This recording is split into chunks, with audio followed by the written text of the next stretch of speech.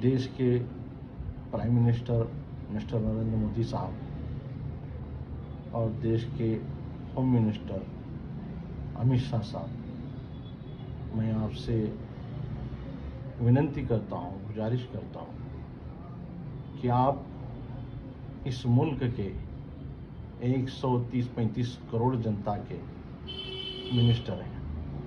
आप हमारे मिनिस्टर हैं, हमारे देश के पंतप्रधान हैं। देश के 135-30 करोड़ जनता की इज्जत, उनकी जान माल की सुरक्षा, उनकी इज्जत की सुरक्षा, ये आपकी नैतिक जवाबदारी है, आपकी जिम्मेदारी है। आप मेरे हिंदुस्तान, इस मुल्क के मुखिया हैं। ये पूरा देश एक परिवार है और उस परिवार के पालक हैं आप। आपसे मैं विनती करता हूं, आप इतने विदेश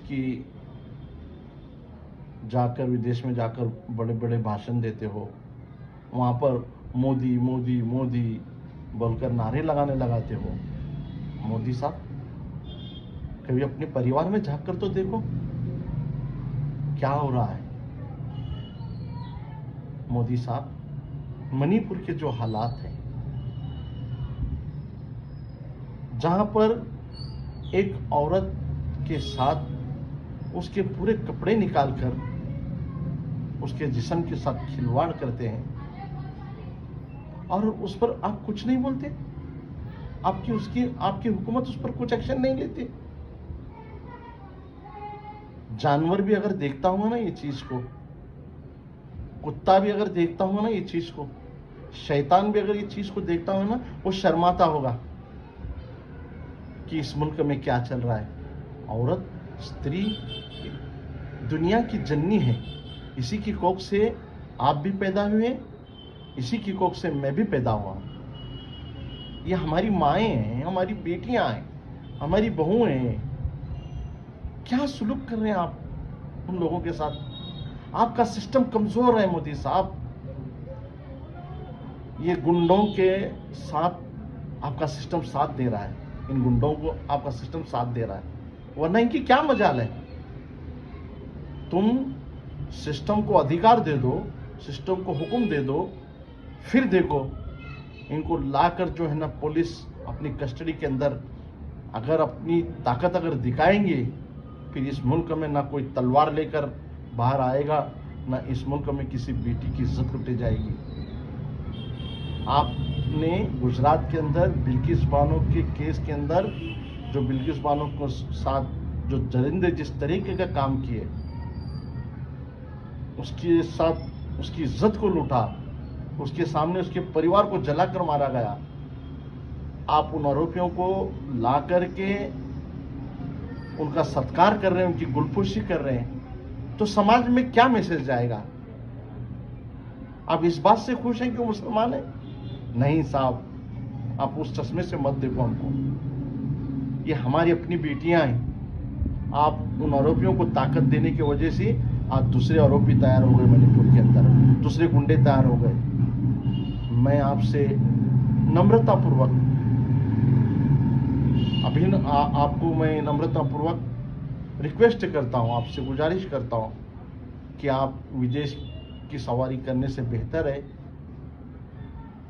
दिल्ली के या गुजरात के किसी स्मशान भूमि के अंदर या कोई कब्रिस्तान के अंदर जाकर एक 10 मिनट बैठो, वहां पर जाकर बैठो और उस कब्रिस्तान की उस स्मशान भूमि से सवाल करो, कि उस जमीन से सवाल करो कि ये जमीन, इस मुल्क के कितने ताकतवर लोग तेरे अंदर आज समाये गए हैं। इस मुल्क के अंदर 800 साल, 700 साल, 500 साल हुकूमत करने वालों का आज नाम लेने वाला कोई नहीं है। राजा महाराजा बड़े बड़े किले बनाए गए, बड़ी हुकूमत की गई, लेकिन आज जमीन की खाक बन गए, जमीन की गिजा बन गए। जरा सोचो तो सही, इस दुनिया के अंदर बड़े बड़े ताकतवर बादशाह, आपसे ताकतवर बादशाह आ गए।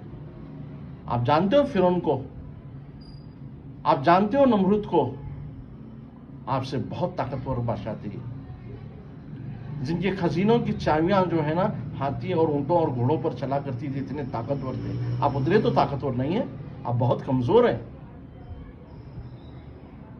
लेकिन क्या हुआ उनका हशर?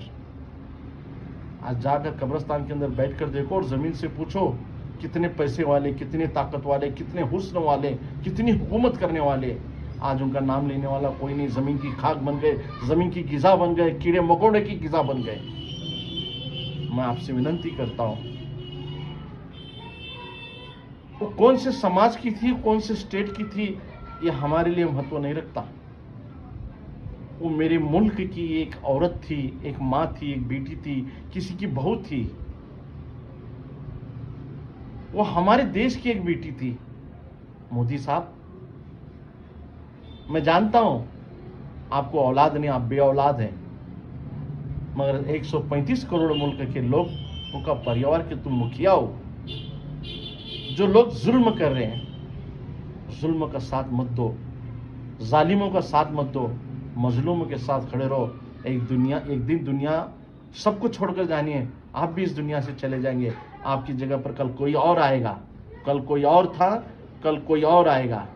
याद रखना मेरी बात को कि मजलूमों के साथ इंसाफ करो, गरीबों के साथ इंसाफ करो। ये मेरी आपसे मुतवाना गुजारिश है कि आप मणिपुर की उन 2 औरतों को साथ इंसाफ करेंगे, ऐसी उम्मीद रखते हुए अपना संदेश आपको ये मैं पहुंचाने की कोशिश कर रहा हूँ सोशल मीडिया के माध्यम से। अस्सलाम वालेकुम।